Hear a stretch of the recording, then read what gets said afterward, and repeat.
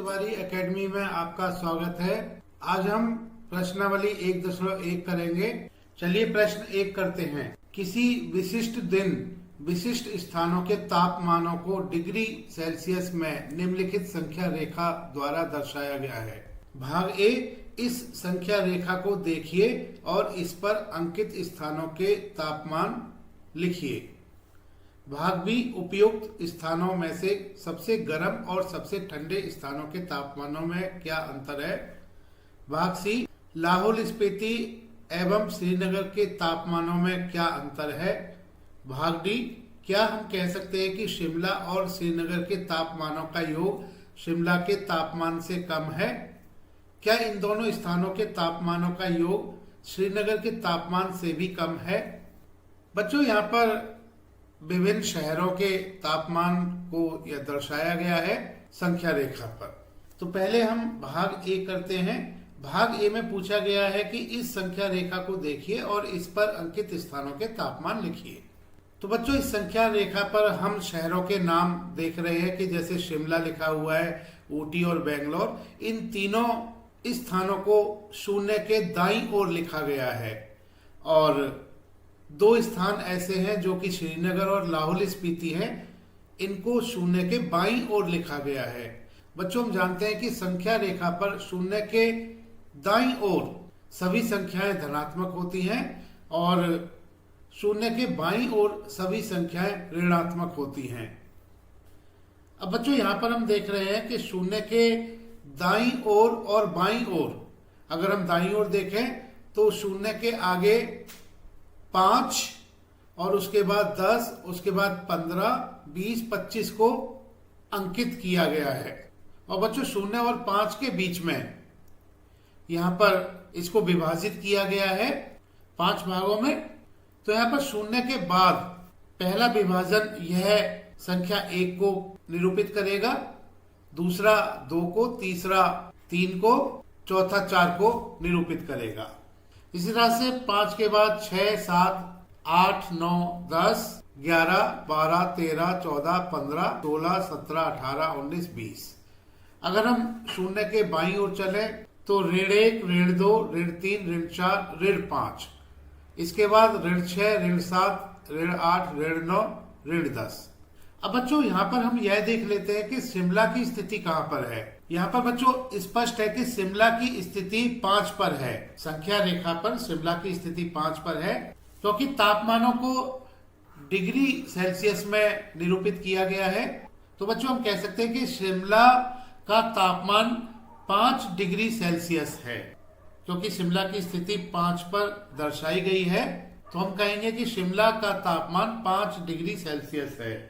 अब हम इससे और आगे की ओर ऊटी को देख रहे हैं और ऊटी संख्या रेखा पर 10 और 15 के बीच में है। तो 10 से आगे 11, 12, 13 और ऊटी की स्थिति यहाँ पर 14 पर है। तो ऊटी के लिए हम कहेंगे कि इसका तापमान 14 डिग्री सेल्सियस है। अब बच्चों, ऊटी से और दाईं ओर चलने पर बेंगलोर दिया गया है और बेंगलोर 20 और 25 के बीच में है। तो 20 से आगे 21 और 22। तो यहाँ पर हम देख रहे हैं कि बेंगलोर की स्थिति 22 पर है, तो हम कहेंगे कि बेंगलोर का तापमान 22 डिग्री सेल्सियस है। अब बच्चों, 0 के बाईं ओर हम देख रहे हैं कि श्रीनगर है और यह 0 और ऋण 5 के बीच में है। तो बाईं ओर चलने पर 0 के ऋण 1, ऋण 2, श्रीनगर की स्थिति ऋण 2 पर है। तो हम कहेंगे कि श्रीनगर का तापमान ऋण 2 डिग्री सेल्सियस है। बच्चों, श्रीनगर के बाईं ओर लाहौल स्पीति दिया गया है और इस लाहौल स्पीति की स्थिति ऋण 5 और ऋण 10 के बीच में है संख्या रेखा पर। तो ऋण 5 के आगे ऋण 6, ऋण 7, ऋण 8। लाहौल स्पीति की स्थिति ऋण 8 पर है संख्या रेखा पर। तो हम कहेंगे कि लाहौल स्पीति का तापमान ऋण 8 डिग्री सेल्सियस है। बच्चों, अब हम भाग बी करते हैं।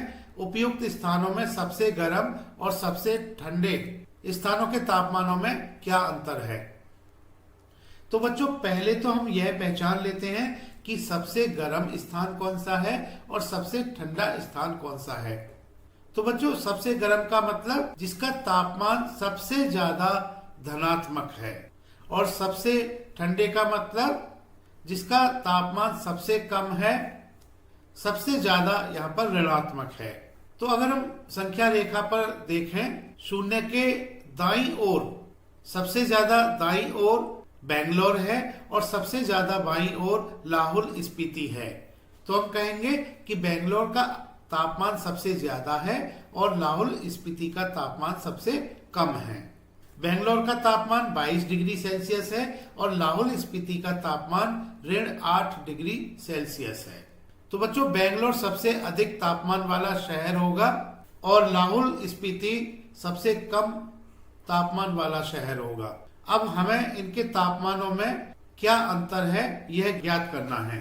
तो अंतर ज्ञात करने के लिए इन दोनों के तापमानों का अंतर हम निकालेंगे। तो अधिकतम तापमान 22 डिग्री सेल्सियस है और यहाँ पर न्यूनतम तापमान लाहौल स्पीति का है, यह -8 डिग्री सेल्सियस है। तो इन दोनों को घटाएंगे हम।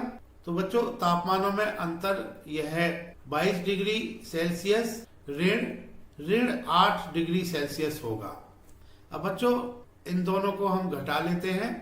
22 डिग्री सेल्सियस को घटाना है -8 डिग्री सेल्सियस से।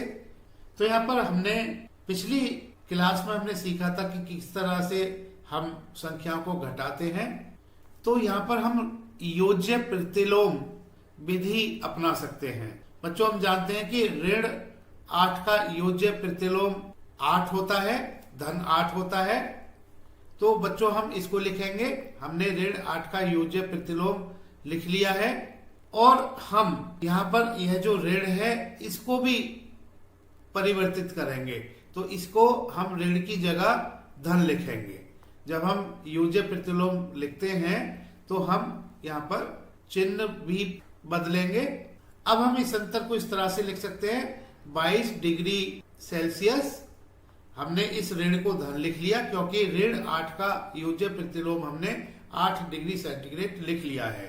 तो बच्चों, अब यह अंतर इस तरह से होगा, 22 डिग्री सेल्सियस धन 8 डिग्री सेल्सियस, दोनों धनात्मक संख्याएं हैं। तो 22 धन 8 बराबर 30 होता है। तो तापमानों में अंतर 30 डिग्री सेल्सियस होगा। बच्चों, अब भाग सी कर लेते हैं। इसमें दिया गया है लाहौल स्पीति एवं श्रीनगर के तापमानों में क्या अंतर है। बच्चों, हमने लाहौल स्पीति का और श्रीनगर का तापमान पहले ही लिख लिया है। लाहौल स्पीति का तापमान -8 डिग्री सेल्सियस है और श्रीनगर का तापमान -2 डिग्री सेल्सियस है। तो बच्चों, अंतर ज्ञात करने के लिए पहले हम श्रीनगर का तापमान लिखेंगे -2 डिग्री सेल्सियस अंतर के लिए ऋण, और इसके बाद हम तापमान लिखेंगे लाहौल स्पीति का जो कि -8 डिग्री सेल्सियस है। बच्चों, हमने -2 डिग्री सेल्सियस पहले लिखा हुआ है और -8 डिग्री सेल्सियस इसके बाद लिखा हुआ है, बीच में ऋण का चिन्ह लगाया हुआ है।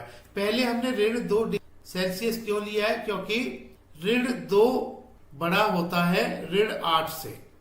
क्योंकि बच्चों, संख्या रेखा पर हम देखें -2 और -8, -2 यह संख्या -8 के दाईं तरफ है। तो इस वजह से हम कहेंगे कि -2 -8 से बड़ा है। तो पहले हमने बड़ी संख्या लिख ली है, उसके बाद हमने छोटी संख्या लिख ली है और इनके बीच में हमने ऋण चिन्ह लगा लिया है।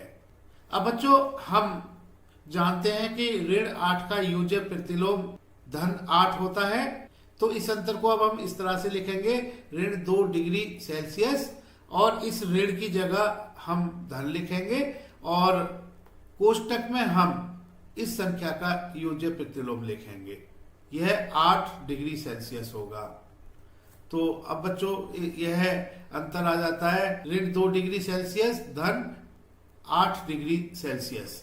अब यहाँ पर एक धनात्मक संख्या है और एक ऋणात्मक संख्या है। तो जब ऋणात्मक और धनात्मक संख्या होती हैं उनको जोड़ना होता है। तो इसके लिए हम बड़ी संख्या और छोटी संख्या को घटा लेते हैं। तो 8 में से हम 2 घटाएंगे, यह 6 आ जाता है। अब बच्चों इन दोनों संख्याओं में हमने यह देखना होगा कि 8 और 2 में से, क्योंकि 8 बड़ी संख्या है 2 से, 8 का चिन्ह क्या है, यह चिन्ह धन है, तो अंतर इस तरह से धन 6 आ जाता है।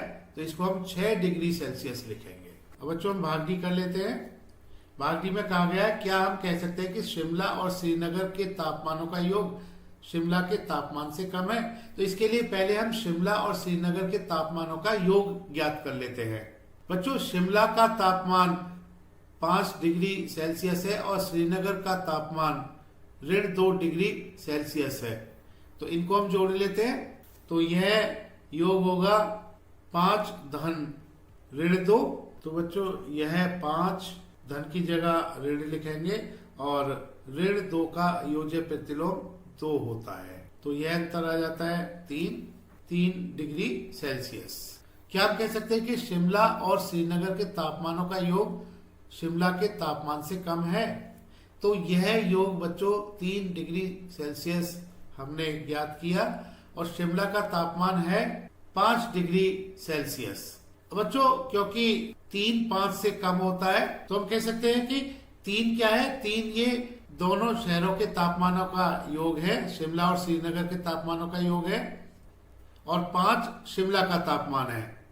तो हम कह सकते हैं कि शिमला और श्रीनगर के तापमानों का योग शिमला के तापमान से कम है। हाँ, यह दोनों के तापमानों का योग शिमला के तापमान से कम है। तो इसके लिए उत्तर हाँ आएगा। आगे दिया गया है, क्या इन दोनों स्थानों के तापमानों का योग श्रीनगर के तापमान से भी कम है? क्योंकि दोनों के तापमानों का योग 3 डिग्री सेल्सियस है, श्रीनगर का तापमान -2 डिग्री सेल्सियस है। क्योंकि बच्चों संख्या रेखा पर 3 की स्थिति -2 की स्थिति के दाईं ओर होगी, तो हम कहेंगे कि 3 बड़ा है -2 से। तो इसका मतलब यह हुआ कि इन दोनों स्थानों के तापमानों का योग श्रीनगर के तापमान से बड़ा है। पूछा गया है, क्या इन दोनों स्थानों के तापमानों का योग श्रीनगर के तापमान से भी कम है? नहीं, ऐसा नहीं है। इन दोनों स्थानों के तापमानों का योग श्रीनगर के तापमान से ज्यादा है। तो बच्चों इसके लिए उत्तर नहीं आएगा। प्रश्न 2, किसी प्रश्नोत्तरी में सही उत्तर के लिए धनात्मक अंक दिए जाते हैं और गलत उत्तर के लिए ऋणात्मक अंक दिए जाते हैं। यदि 5 उत्तरोत्तर चक्रों में जैक द्वारा प्राप्त किए गए अंक 25, -5, -10, 15 और 10 थे, तो बताइए अंत में उसके अंकों का कुल योग कितना था? तो बच्चों कुल योग निकालने के लिए हमने जैक ने जो अंक प्राप्त किए हैं उन सभी को हमने जोड़ना पड़ेगा। तो बच्चों कुल अंक हम निकाल लेते हैं, इन सभी को जोड़ लेते हैं। 25 धन -5 धन -10 धन 15 धन 10। अब बच्चों इसको हम इस तरह से लिखेंगे, 25 को 25 और यहाँ पर इस धन को ऋण लिख लेते हैं और -5 का योज्य प्रतिलोम 5 होता है। अब इस धन को भी बदल लेते हैं, ऋण लिख लेते हैं और -10 का योज्य प्रतिलोम 10 होता है। आगे धन 15 धन 10। अब बच्चों 25 में से 5 अगर हम घटाएं तो यह 20 आ जाता है। आगे हम संख्याएं ऐसे ही लिख लेते हैं। अब बच्चों हम 20 में से अगर हम 10 घटाएं तो यह 10 होता है। अब यह 10 धन 15 धन 10 हो गया। इन तीनों को हम जोड़ेंगे, 10 धन 15 25 होता है और 25 धन 10 35 होता है। तो बच्चों कुल अंक 35 हुए, यानी अंत में उसके अंकों का योग कितना था? यह 35 था। चलिए प्रश्न 3 करते हैं। सोमवार को श्रीनगर का तापमान -5 डिग्री सेल्सियस था और मंगलवार को तापमान 2 डिग्री सेल्सियस कम हो गया। मंगलवार को श्रीनगर का तापमान क्या था? बुधवार को तापमान 4 डिग्री सेल्सियस बढ़ गया। बुधवार को तापमान कितना था? तो बच्चों सबसे पहले तो हमने मंगलवार का तापमान निकालना है, क्योंकि बच्चों सोमवार को श्रीनगर का तापमान -5 डिग्री सेल्सियस था और कहा गया है कि मंगलवार को तापमान 2 डिग्री सेल्सियस कम हो गया। तो मंगलवार का तापमान निकालने के लिए हमने -5 डिग्री सेल्सियस में से 2 डिग्री सेल्सियस कम करना होगा, यानी 2 डिग्री सेल्सियस को घटाना होगा। तो बच्चों मंगलवार का तापमान -5 डिग्री सेल्सियस -2 डिग्री सेल्सियस होगा, क्योंकि हमने 2 डिग्री सेल्सियस तापमान कम करना होगा। सोमवार को -5 डिग्री सेल्सियस था, मंगलवार को 2 डिग्री सेल्सियस कम हो गया। कम के लिए हमने सोमवार के तापमान में से 2 डिग्री सेल्सियस कम करना होगा, मतलब घटाना होगा। अब यह दोनों संख्याएं ऋणात्मक संख्याएं हैं, -5 -2 डिग्री सेल्सियस। तो इसके लिए बच्चों जो उत्तर आएगा, क्योंकि दोनों एक जैसी संख्याएं, तो उत्तर ऋणात्मक होगा और हम 5 और 2 को जोड़ लेते हैं, यह 7 होता है। जब दो ऋणात्मक संख्याएं हमें जोड़नी होती हैं तो उत्तर ऋण आता है और दोनों को हम जोड़ लेते हैं, यानी 5 और 2 को जोड़ेंगे तो 7 आता है और यह -7 डिग्री सेल्सियस होगा। क्योंकि बच्चों इसका मतलब यह होगा कि -5 और ऋण की जगह धन लिखेंगे और 2 का योज्य प्रतिलोम -2 होता है। तो बच्चों इसका मतलब यह हुआ कि हमने -5 को -2 से जोड़ना है। दोनों ऋणात्मक संख्याएं अगर जोड़नी होती हैं तो उत्तर ऋण आता है और हम दोनों संख्याओं को, यानी बिना चिन्ह लिए हुए दोनों संख्याओं को जोड़ना होगा। 5 और 2 7 होता है। तो मंगलवार का तापमान बच्चों -7 डिग्री सेल्सियस होगा। अब आगे कहा गया है कि बुधवार को तापमान कितना था, क्योंकि बच्चों मंगलवार का तापमान हमने ज्ञात कर लिया है, -7 डिग्री सेल्सियस है और कहा गया है कि बुधवार को तापमान 4 डिग्री सेल्सियस बढ़ गया।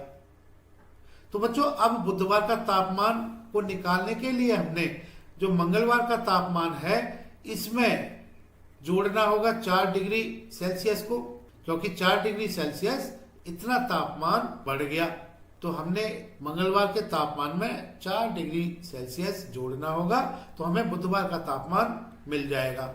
अब बच्चों यहाँ पर -7 में हमने जोड़ना है -4 को, एक धनात्मक संख्या एक ऋणात्मक संख्या। तो बच्चों सबसे पहले हम संख्याओं का चिन्ह नहीं लेते हुए, यानी 7 और 4 इनका अंतर ज्ञात कर लेते हैं।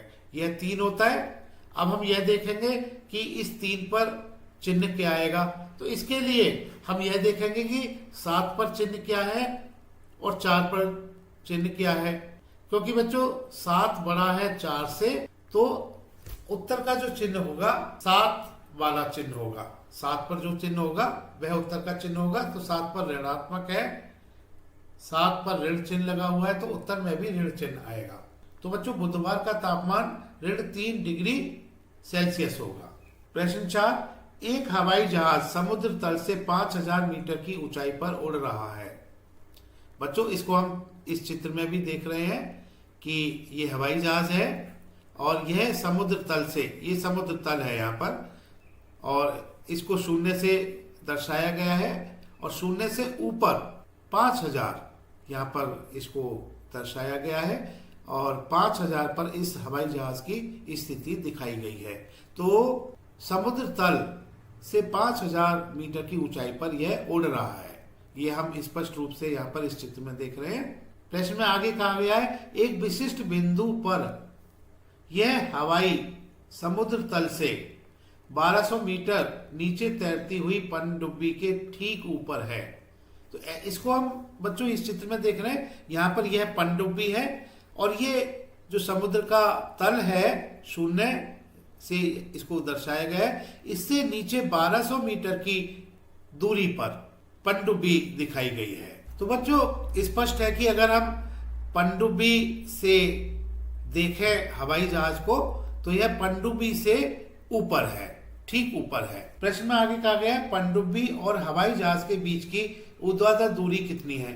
बच्चों हम चित्र में देख रहे हैं कि पनडुब्बी के ऊपर है हवाई जहाज। अब इन दोनों के बीच की दूरी, ऊर्ध्वाधर दूरी हमने निकाल ली है।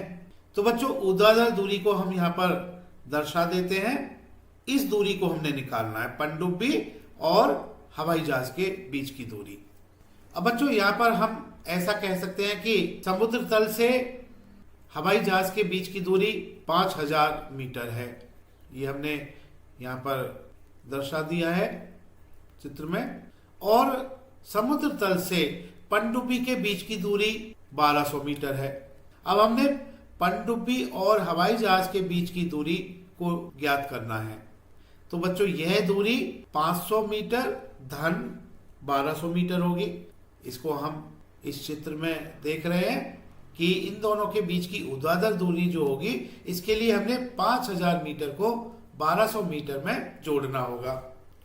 तो बच्चों दोनों के बीच की ऊर्ध्वाधर दूरी 1200 धन 5000 और इनको जोड़ने से यह आ जाता है 6200। तो 6200 मीटर इन दोनों के बीच की दूरी ऊर्ध्वाधर दूरी होगी। प्रश्न 5, मोहन अपने बैंक खाते में 2000 रुपए जमा करता है और अगले दिन इसमें से 1642 रुपए निकाल लेता है। यदि खाते में से निकाली गई राशि को ऋणात्मक संख्या से निरूपित किया जाता है तो खाते में जमा की गई राशि को आप कैसे निरूपित करोगे? निकासी के पश्चात मोहन के खाते में शेष राशि ज्ञात कीजिए।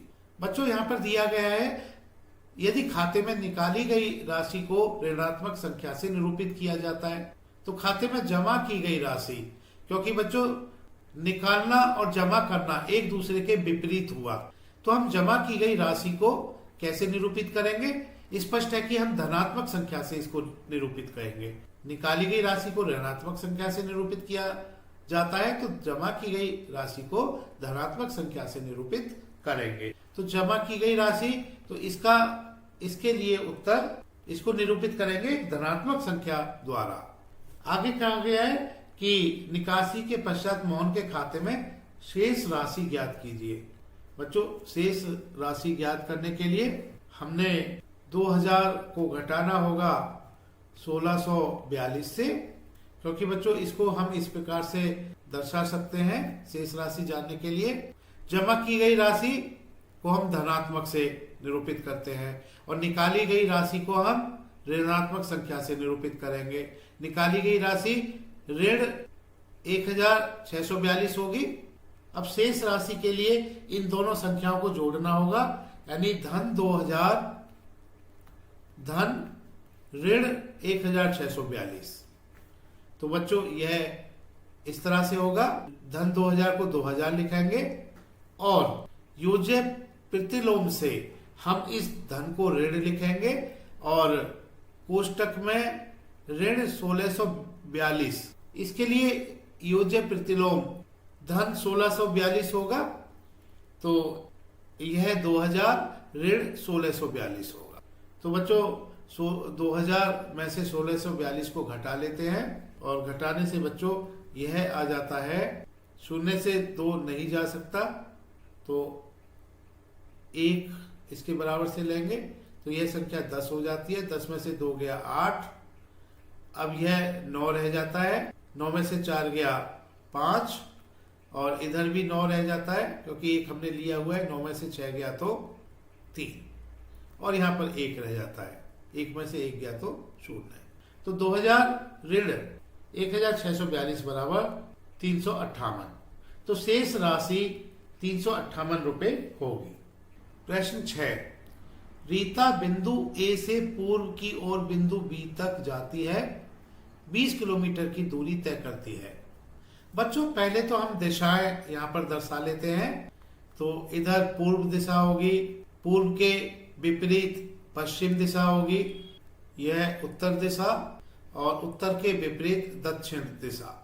रीता बिंदु ए से पूर्व की ओर बिंदु बी तक जाती है, 20 किलोमीटर की दूरी तय करती है। बच्चों इसको हम यहाँ पर दर्शा लेते हैं। एक बिंदु ले लेते हैं और इस बिंदु से पूर्व की ओर, यहाँ पर दिशाओं को हमने दर्शाया हुआ है, तो हम पूर्व की ओर यह रीता चलती है और 20 किलोमीटर दूरी तक चलती है।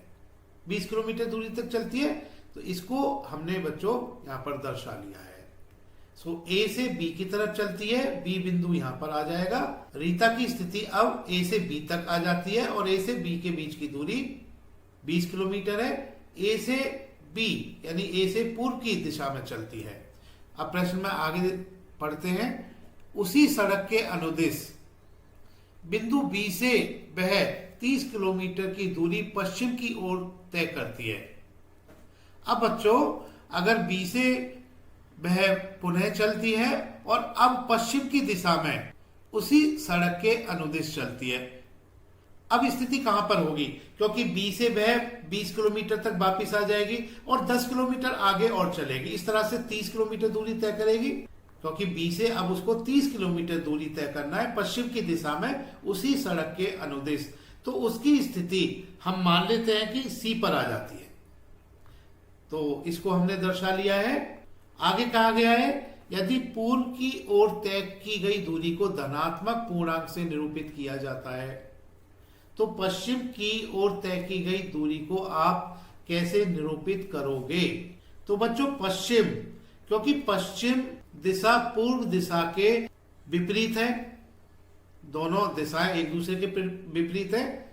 पूर्व दिशा की विपरीत दिशा पश्चिम दिशा है और अगर पूर्व की और तय की गई दूरी को धनात्मक पूर्णांक से निरूपित किया जाता है तो स्पष्ट है कि हम पश्चिम की ओर तय की गई दूरी को एक ऋणात्मक संख्या से निरूपित करेंगे। तो इसका उत्तर ऋणात्मक संख्या होगा। अब बच्चों, आगे कहा गया है कि बिंदु ए से उसकी अंतिम स्थिति को किस पूर्णांक से निरूपित करोगे? बच्चों, बिंदु ए से उसकी अंतिम स्थिति सी है, तो इसके लिए हम इस AC को निकाल लेते हैं, क्योंकि बच्चों B से C तक की जो दूरी है यह 30 किलोमीटर है और A से B तक की जो दूरी है यह 20 किलोमीटर है। तो बच्चों, पहले तो हम यह AC दूरी कितनी है इसको हम निकाल लेते हैं। तो AC निकालने के लिए हमने BC में से AB को घटाना होगा। तो BC क्योंकि 30 किलोमीटर है, AC 20 किलोमीटर है, तो 30 घटा 20 बराबर हम जानते हैं कि 10 होगा। तो AC 10 किलोमीटर होगा। अब प्रश्न में कहा गया है बिंदु A से उसकी अंतिम स्थिति। तो बिंदु A से उसकी अंतिम स्थिति बच्चों C पर है और इसको किस पूर्णांक से व्यक्त किया जाएगा? क्योंकि A से C का मतलब इसकी अगर हम दिशा देखें तो A से C की दिशा पश्चिम की दिशा है और पश्चिम की दिशा को हम इस प्रश्न के लिए, क्योंकि पूर्व की दिशा को हमने धनात्मक पूर्णांक से प्रदर्शित किया हुआ है, पूर्व की दिशा में तय की गई दूरी को धनात्मक पूर्णांक से निरूपित किया है, तो पश्चिम की दिशा में तय की गई दूरी को हम ऋणात्मक संख्या से निरूपित करेंगे। तो हम A से उसकी अंतिम स्थिति C पर है, इस दूरी को हम ऋणात्मक संख्या से निरूपित करेंगे। तो हम यहां पर कह सकते हैं कि बिंदु A से उसकी अंतिम स्थिति को ऋण 10 से निरूपित करेंगे। प्रश्न 7, किसी मायावी वर्ग में प्रत्येक पंक्ति, प्रत्येक स्तंभ एवं प्रत्येक विकर्ण की संख्याओं का योग समान होता है। बताइए निम्नलिखित में से कौन सा वर्ग एक मायावी वर्ग है? बच्चों, पहले हम भाग 1 देख लेते हैं कि यह मायावी वर्ग है या नहीं है। इसके लिए हमने पंक्ति के जो संख्याएं हैं, यहाँ पर 3 पंक्तियां हैं, पहली पंक्ति, दूसरी पंक्ति, तीसरी पंक्ति। तो इन पंक्तियों में लिखी संख्याओं को हम जोड़ लेंगे। पहली पंक्ति की संख्याओं को जोड़ेंगे, फिर दूसरी पंक्ति की संख्याओं को जोड़ेंगे, फिर तीसरी पंक्ति की संख्याओं को जोड़ेंगे। इसके बाद हम स्तंभ, यहाँ पर 3 स्तंभ है, पहला स्तंभ, दूसरा स्तंभ, तीसरा स्तंभ, इन तीनों स्तंभ में लिखी गई संख्याओं को क्रमशः हम जोड़ लेंगे। इसके बाद यहाँ पर विकर्ण, 2 विकर्ण हैं, जैसे कि एक विकर्ण तो यह हो गया, इनमें संख्याएं 5, 2 और 3 है। दूसरा विकर्ण ये हो जाएगा, पहला विकर्ण ये है, दूसरा विकर्ण ये हो जाएगा। इनकी संख्याओं को हम जोड़ेंगे। तो बच्चों, हम प्रथम पंक्ति की संख्याओं को जोड़ लेते हैं। तो यह 5 धन 1 धन, तो बच्चों प्रथम पंक्ति की संख्याओं का योग 5 धन ऋण 1 धन ऋण 4 होगा। तो बच्चों इसको इस तरह लिखेंगे 5 ऋण 1 ऋण 4, क्योंकि हमने योज्य प्रतिलोम का प्रयोग यहाँ किया हुआ है। 5 धन ऋण 1 धन ऋण 4, तो इसको लिखेंगे 5, धन का चिन्ह बदलेंगे ऋण, और ऋण 1 का योज्य प्रतिलोम 1 होगा। इसी तरह से धन को ऋण लिखेंगे और ऋण 4 का योज्य प्रतिलोम 4 होगा। तो बच्चों इनको जोड़ लेते हैं। 5 ऋण 1 4 होता है और 4 ऋण 4 बराबर 0 होता है। अब बच्चों हम दूसरी पंक्ति की संख्याओं को जोड़ लेते हैं। यह ऋण 5 धन ऋण 2 धन 7। तो बच्चों इसको हम इस तरह से लिखेंगे ऋण 5 ऋण 2 धन 7। ऋण 5 और ऋण 2, यह ऋण 7 होगा धन 7, यह 0 आ जाता है। अब हम तीसरी पंक्ति की संख्याओं को जोड़ लेते हैं। यह 0 धन 3 धन ऋण 3। तो इसको हम लिखेंगे 0 धन 3 ऋण 3। 0 धन 3 3 ऋण 3 3 ऋण 3 बराबर 0 है। अब बच्चों हम प्रथम स्तंभ के संख्याओं को जोड़ लेते हैं। यह 5 धन ऋण 5 धन 0 है। तो इसको हम 5 ऋण 5 धन 0 लिखेंगे। 5 ऋण 5 0 होता है, 0 धन 0, यह 0 होगा। अब हम द्वितीय स्तंभ की संख्याओं को जोड़ लेते हैं। यह ऋण 1 धन ऋण 2 धन 3 होगा। ऋण 1 ऋण 2 धन 3, और यह आ जाता है ऋण 1 ऋण 2 3 होता है, ऋण 1 ऋण 2 ऋण 3 होता है धन 3। ऋण 3 धन 3 बराबर 0 होगा। अब हम तृतीय स्तंभ की संख्याओं को जोड़ लेते हैं। यह ऋण 4 धन 7 धन ऋण 3 होगा। इसको हम इस तरह से लिखेंगे ऋण 4 धन 7 ऋण 3। ऋण 4 धन 7, इसको जोड़ेंगे तो यह 3 आ जाता है, और 3 माइनस 3 बराबर 0 है। अब हम बच्चों विकर्ण की संख्याओं को जोड़ेंगे। पहला विकर्ण की संख्याएं 5 ऋण 2 ऋण 3 है। तो इनका योग 5 धन ऋण 2 धन ऋण 3 होगा। इसको हम इस तरह से लिखेंगे 5 ऋण 2 ऋण 3। 5 ऋण 2 3 होता है, 3 माइनस 3 0 होता है। अब हम दूसरे विकर्ण की संख्याओं का योग ज्ञात करेंगे। यह ऋण 4 धन ऋण 2 धन 0 होगा, और इसको हम लिखेंगे ऋण 4 ऋण 2 धन 0।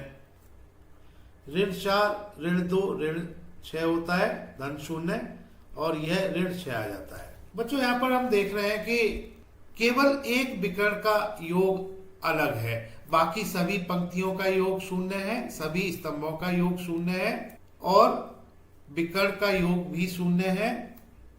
एक विकर्ण का योग ऋण 6 है। तो सभी पंक्ति की संख्याओं का योग और सभी स्तंभों की संख्याओं का योग और एक विकर्ण का योग 0 है, एक जैसा है, लेकिन एक विकर्ण की संख्याओं का योग ऋण 6 है।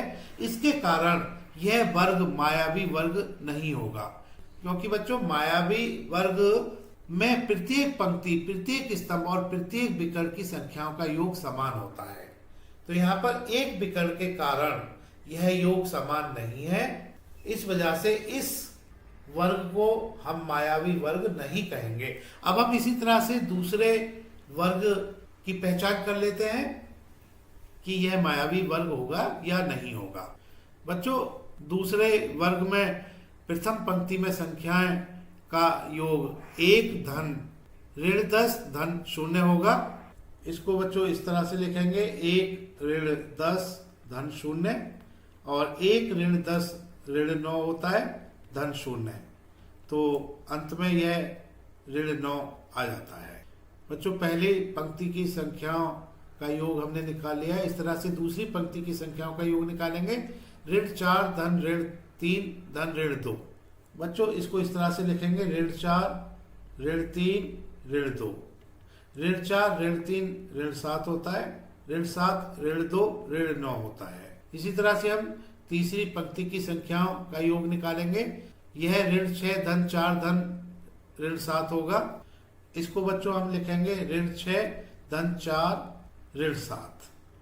ऋण 6 धन 4 ऋण 2 होता है और ऋण 2 ऋण 7 बराबर ऋण 9 होता है। अब हमने सभी पंक्तियां की संख्याओं का योग निकाल लिया है। अब हम प्रथम स्तंभ में लिखी गई संख्याओं का योग निकालेंगे, जो कि 1 धन ऋण 4 धन ऋण 6 होगा। इसको हम इस तरह से लिखेंगे 1 ऋण 4 ऋण 6, 1 ऋण 4 ऋण 3 होता है, ऋण 3 ऋण 6 ऋण 9 होता है। अब बच्चों हम दूसरे स्तंभ की संख्याओं का योग निकालेंगे। यह ऋण 10 धन ऋण 3 धन 4 होगा। इसको हम ऋण 10 ऋण 3 धन 4 लिखेंगे। ऋण 10 ऋण 3 ऋण 13 होता है धन 4, और ऋण 13 धन 4 ऋण 9 होगा। अब हम तृतीय स्तंभ में लिखी संख्याओं का योग निकालेंगे। यह 0 धन ऋण 2 धन ऋण 7 होगा। इसको हम 0 ऋण 2 ऋण 7 लिखेंगे। 0 ऋण 2 ऋण 2 होता है, ऋण 2 ऋण 7 बराबर ऋण 9 होगा। अब बच्चों हम प्रथम विकर्ण की लिखी संख्याओं का योग निकालेंगे, जो कि 1 धन ऋण 3 धन ऋण 7 होगा। इसको हम इस तरह से लिखेंगे 1 ऋण 3 ऋण 7 और 1 ऋण 3 ऋण 2 होता है ऋण 7। ऋण 2 ऋण 7 बराबर ऋण 9 होगा। अब हम दूसरे विकर्ण में लिखी संख्याओं का योग निकालेंगे, जो कि 0 धन ऋण 3 धन ऋण 6 होगा।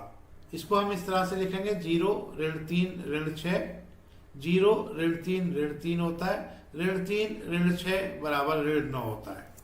बच्चों यहाँ पर हम स्पष्ट रूप से देख पा रहे हैं कि यह सभी योग, प्रत्येक पंक्ति का योग, प्रत्येक स्तंभ का योग और प्रत्येक विकर्ण का योग, यानी इन सभी संख्याएं का योग, प्रत्येक पंक्ति की संख्याओं का योग, प्रत्येक स्तंभ की संख्याओं का योग और प्रत्येक विकर्ण की संख्याओं का योग बराबर है। यह ऋण 9 है। तो बच्चों यह मायावी वर्ग होगा। बच्चों भाग ए का वर्ग मायावी वर्ग नहीं है। भाग 2 में जो वर्ग दिखाया गया है यह मायावी वर्ग है।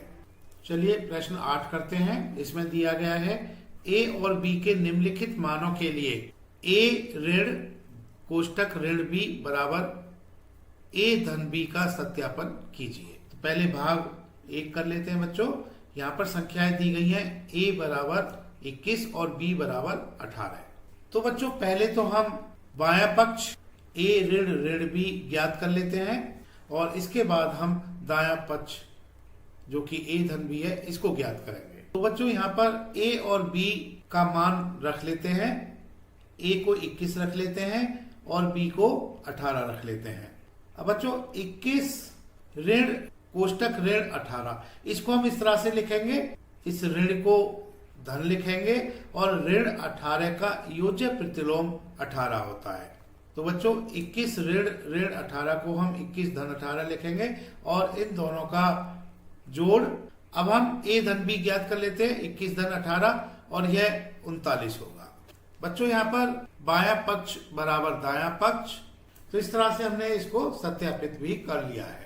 अब भाग 2 कर लेते हैं। तो पहले हम बायां पक्ष ए ऋण ऋण बी, इसमें ए और बी की मान रख लेते हैं। ए 118 है और बी 125 है।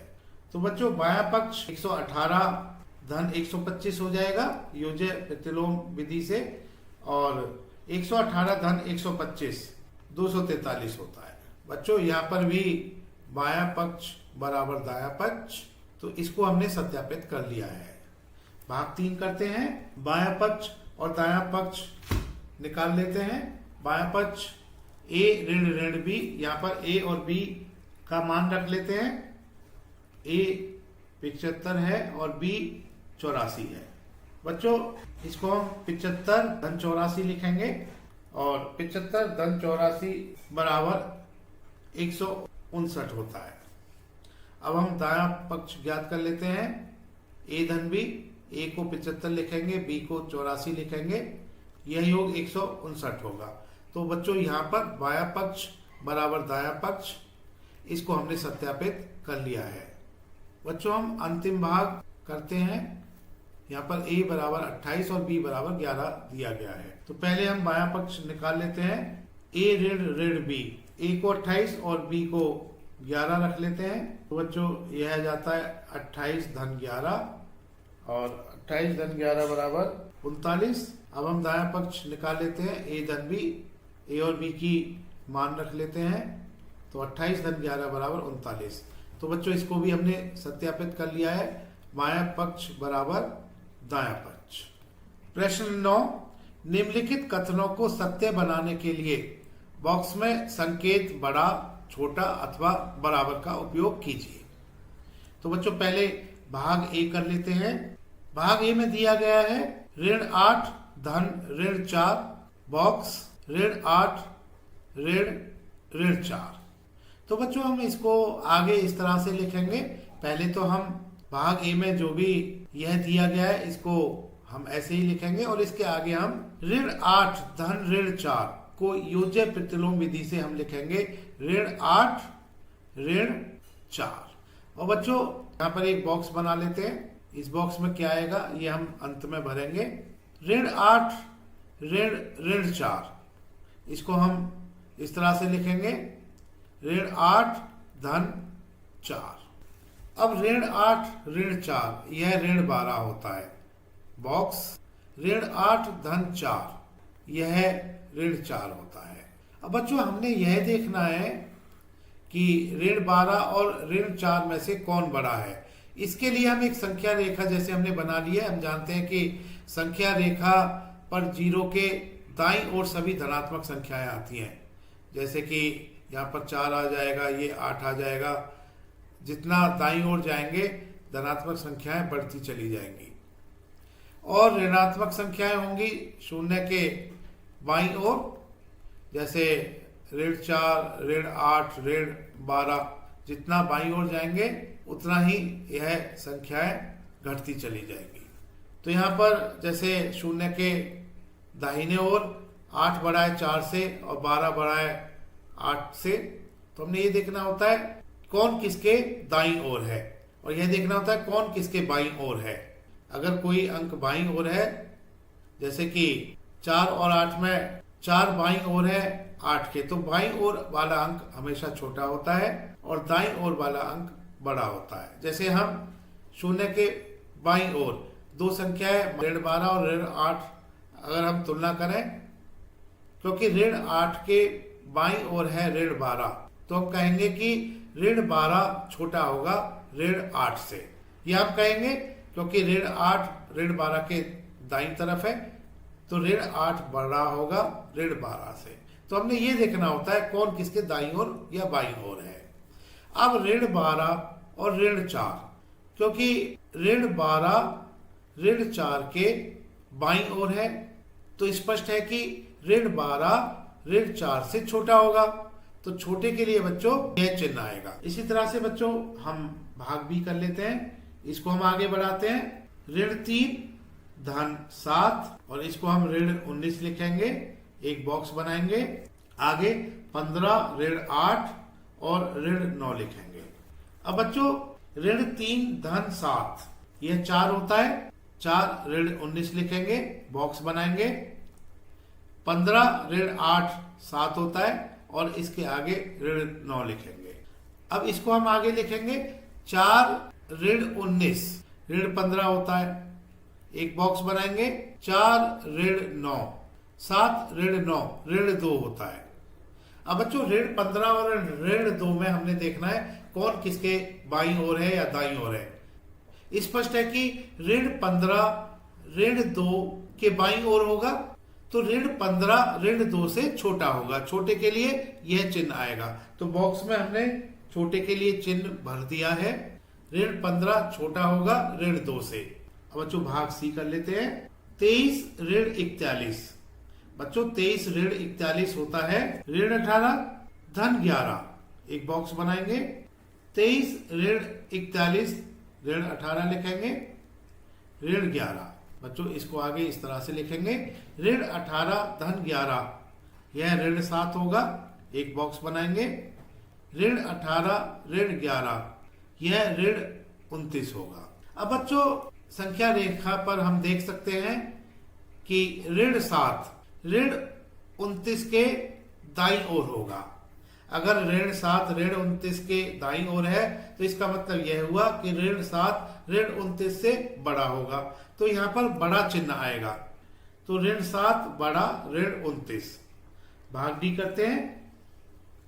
बच्चों भाग डी में इसको इस तरह से लिखेंगे, 39 ऋण 24 ऋण 15, बॉक्स बनाएंगे। 36 ऋण 52 धन 36। बच्चों इसको हमने योज्य प्रतिलोम विधि से इनको इस तरह से बदला है। अब 39 ऋण 24 यह 15 होता है, ऋण 15, बॉक्स बनाएंगे। 36 ऋण 52 यह ऋण 16 होता है, धन 36। बच्चों 15 ऋण 15 शून्य होता है, बॉक्स बनाएंगे। ऋण 36 धन 36 20 होता है। अब बच्चों यह स्पष्ट है कि शून्य तो 20 से छोटा होता है, क्योंकि शून्य की स्थिति 20 के बाईं ओर है, तो शून्य छोटा होगा 20 से, तो यहाँ पर यह चिन्ह आएगा, शून्य छोटा 20। भाग ई करते हैं। इसको हम इस तरह से लिखेंगे, ऋण 231 धन 79 धन 51, कोष्टक ऋण 399 धन 159 धन 81। इसको आगे हम इस तरह से लिखेंगे, ऋण 23 धन 79 बराबर 56 होगा, तो इसको हम 56 धन 51 लिखेंगे, कोष्टक। बच्चों ऋण 399 धन 159 बराबर ऋण 240 होता है। आगे हम धन 81 लिखेंगे और 56 धन 51 बराबर 107 होता है, बॉक्स बनाएंगे।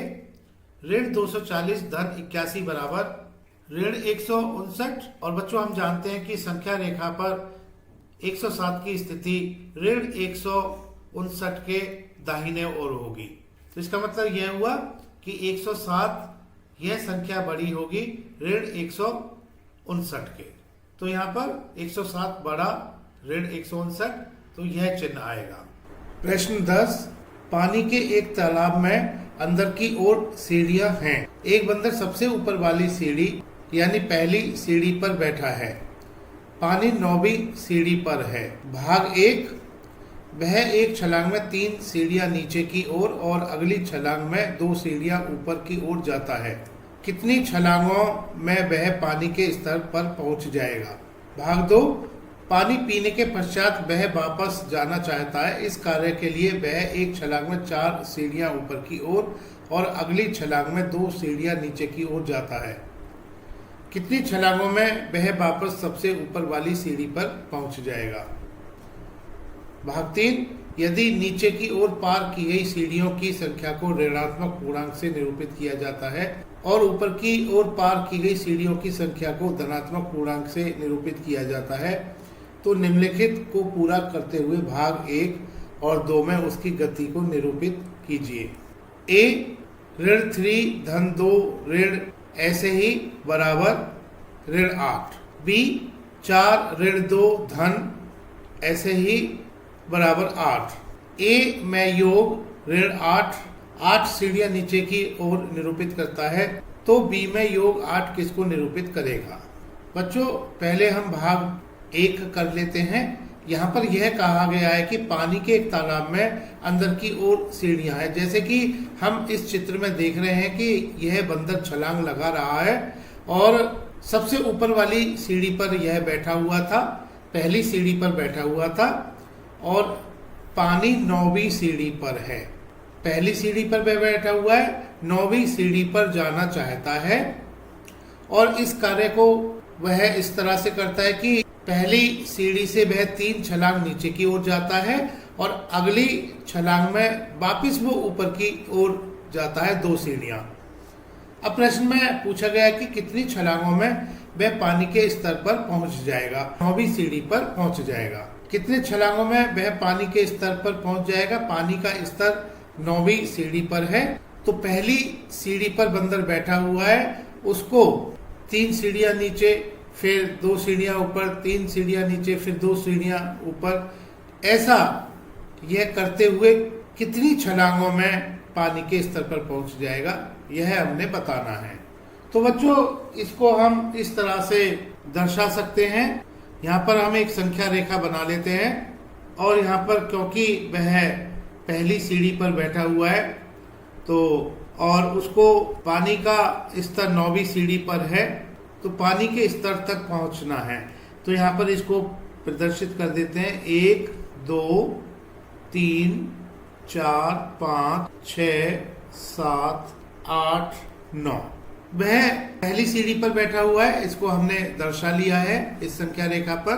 अब बच्चों, वह पहली सीढ़ी से जब छलांग लगाता है, पहली छलांग लगाता है, तो ऊपर से नीचे जाता है तो 3 सीढ़ियां पहली छलांग में कूद जाता है।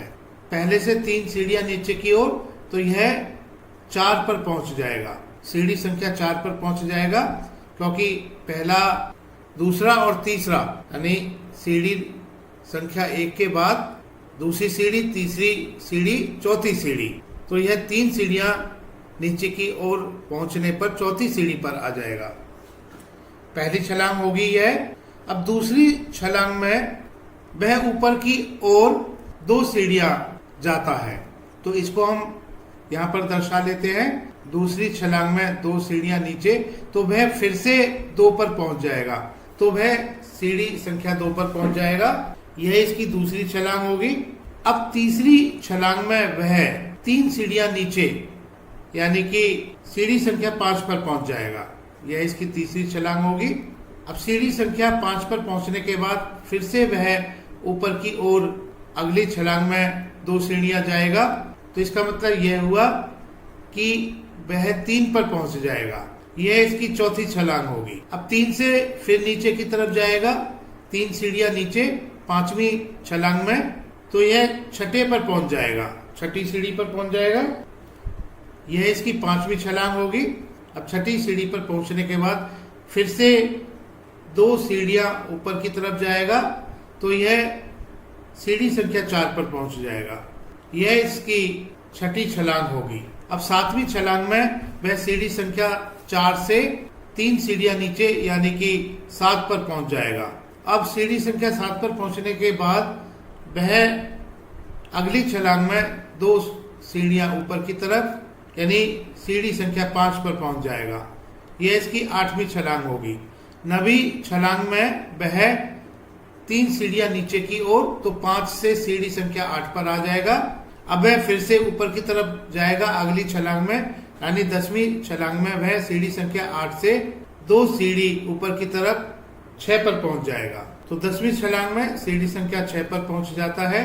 और सीढ़ी संख्या 6 के बाद अगली छलांग में यानी कि 11वीं छलांग में वह 3 सीढ़ियां नीचे की तरफ यानी 9वीं सीढ़ी पर पहुंच जाएगा। तो अब वह पानी के स्तर पर पहुंच गया है, तो 11वीं छलांग में वह पानी के स्तर पर पहुंच जाता है। तो पहले भाग का उत्तर 11वीं छलांग होगा, क्योंकि भाग 1 में पूछा गया है वह एक छलांग में 3 सीढ़ियां नीचे की ओर और अगली छलांग में 2 सीढ़ियां ऊपर की ओर जाता है, कितने छलांगों में वह पानी के स्तर पर पहुंच जाएगा। तो हमने यहाँ पर देखा कि 11 छलांगों में वह पानी के स्तर पर पहुंच पाएगा। इसको हम इस तरह से भी यहाँ पर दर्शा सकते हैं, जैसे कि पहली छलांग में वह, क्योंकि वह पहली सीढ़ी पर था, 3 सीढ़ियां कूद जाता है, तो अब वह चौथी सीढ़ी पर पहुंच जाता है। तो इसी तरह से दूसरी छलांग में वह 2 सीढ़ियां ऊपर की तरफ, तो दूसरी सीढ़ी पर आ जाता है। तीसरी छलांग में वह 3 सीढ़ियां नीचे की तरफ, तो 5वीं सीढ़ी पर आ जाता है। चौथी छलांग में वह 2 सीढ़ियां नीचे की तरफ, तो तीसरी सीढ़ी पर आ जाता है। 5वीं छलांग में वह 3 सीढ़ियां नीचे की तरफ यानी कि 6ठी सीढ़ी पर आ जाता है। 6ठी छलांग में वह 2 सीढ़ियां ऊपर की तरफ, चौथी सीढ़ी पर आ जाता है। 7वीं छलांग में वह 3 सीढ़ियां नीचे की तरफ यानी कि 7वीं सीढ़ी पर आ जाता है। 8वीं छलांग में वह 2 सीढ़ियां ऊपर की तरफ यानी कि 5वीं सीढ़ी पर आ जाता है। 9वीं छलांग में वह 3 सीढ़ियां नीचे की तरफ यानी कि 8वीं सीढ़ी पर आ जाता है।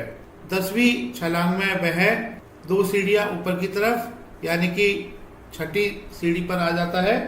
और 11वीं छलांग में वह 3 सीढ़ियां नीचे की तरफ यानी 9वीं सीढ़ी पर आ जाता है। तो इस तरह से वह पानी के स्तर पर पहुंच जाता है। पानी के स्तर पर पहुंचने के लिए उसे 11 छलांगें लगानी होंगी। तो 11 छलांगों में वह पानी के स्तर पर पहुंच पाएगा। अब बच्चों आगे भाग 2 में कहा गया है पानी पीने के पश्चात वह वापस जाना चाहता है। इस कार्य के लिए वह एक छलांग में 4 सीढ़ियां ऊपर की ओर और अगली छलांग में 2 सीढ़ियां नीचे की ओर जाता है। कितनी छलांगों में वह वापस सबसे ऊपर वाली सीढ़ी पर पहुंच पाएगा? सबसे ऊपर वाली सीढ़ी का मतलब पहली सीढ़ी पर पहुंच पाएगा। तो पानी पीने के पश्चात वापस जाना चाहता है। तो हम यहाँ पर 9 से आरंभ करेंगे क्योंकि हमने देखा था कि 11वीं छलांग में वह 6 धन 3 बराबर 9। तो यहां से हम शुरुआत करेंगे। 9 से वो वापस जाएगा और कितनी छलांगों में वह पहली सीढ़ी पर पहुंच पाएगा, यह हमने इसी तरीके से ज्ञात करना है। पहली छलांग के लिए बच्चों स्थिति इस तरह से होगी 9 ऋण 4 बराबर 5, क्योंकि अभी वह 11वीं छलांग का मतलब 9 पर है और वापिस जब वह जाएगा तो पहली छलांग में 4 सीढ़ियां ऊपर की तरफ, तो 9 ऋण 4 बराबर 5 और दूसरी छलांग में 2 सीढ़ियां नीचे की तरफ, तो इसका मतलब 5 धन 2 बराबर 7। तीसरी छलांग में वह 4 सीढ़ियां ऊपर की तरफ, तो 7 ऋण 4 बराबर 3। चौथी छलांग में वह 2 सीढ़ियां नीचे की तरफ, तो 3 धन 2 बराबर 5। पांचवी छलांग में वह 4 सीढ़ियां ऊपर की तरफ, इसको हम 5 ऋण 4 बराबर 1। तो 1 का मतलब वह अब पहली सीढ़ी पर आ जाता है। तो पहली छलांग में वह 4 सीढ़ियां ऊपर जाके 9 ऋण 4 बराबर 5। दूसरी छलांग में वह 2 सीढ़ियां नीचे, तो 5 धन 2 बराबर 7। तीसरी छलांग में वह 4 सीढ़ियां ऊपर की तरफ, तो 7 ऋण 4 बराबर 3। चौथी छलांग में 2 सीढ़ियां नीचे की तरफ, 3 धन 2 बराबर 5। पांचवी छलांग में वह 4 सीढ़ियां ऊपर की तरफ, तो 5 ऋण 4 बराबर 1। पहली सीढ़ी पर पहुंच जाता है। तो पानी पीने के पश्चात वह वापस जाना चाहता है। सबसे ऊपर वाली सीढ़ी पर कितनी छलांगों में पहुंच जाएगा? तो इसके लिए उसको 5 छलांगें लगानी होंगी। तो 5 छलांगों में वह पुनः पहली सीढ़ी पर पहुंच जाएगा। अब बच्चों भाग 3 में कहा गया है यदि नीचे की ओर पार की गई सीढ़ियों की संख्या को ऋणात्मक पूर्णांक से निरूपित किया जाता है और ऊपर की ओर पार की गई सीढ़ियों की संख्या को धनात्मक पूर्णांक से निरूपित किया जाता है, तो निम्नलिखित को पूरा करते हुए भाग 1 और भाग 2 में उसकी गति को निरूपित कीजिए। तो बच्चों इसको पूरा कर लेते हैं। जैसे कि भाग ए में ऋण 3 धन 2 ऋण, इसी तरह से आगे हमने करना है और यह बराबर ऋण 8 आना चाहिए। बच्चों भाग 3 में दिया गया है कि ऋण 3 धन 2। बच्चों ऋण 3 धन 2 हम जानते हैं कि ऋण 1 होता है, फिर से ऋण 3 धन 2 लिख लेते हैं।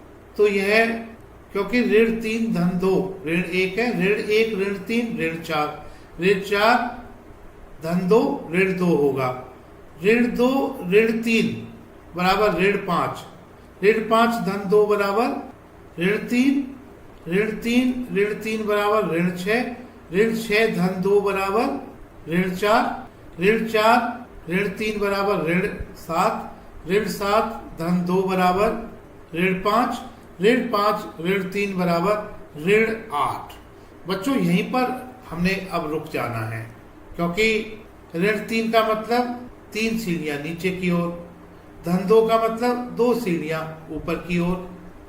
ऐसा भाग 3 के प्रश्न में कहा गया है क्योंकि ऊपर की ओर पार की गई सीढ़ियों की संख्या को धनात्मक पूर्णांक से निरूपित किया जाता है और नीचे की ओर पार की गई संख्या को ऋणात्मक पूर्णांक से निरूपित किया जाता है। तो ऋण 3 का मतलब नीचे की ओर पार की गई सीढ़ियां, धन 2 का मतलब ऊपर की ओर पार की गई सीढ़ियां, 3 सीढ़ियां नीचे की ओर, 2 सीढ़ियां ऊपर की ओर।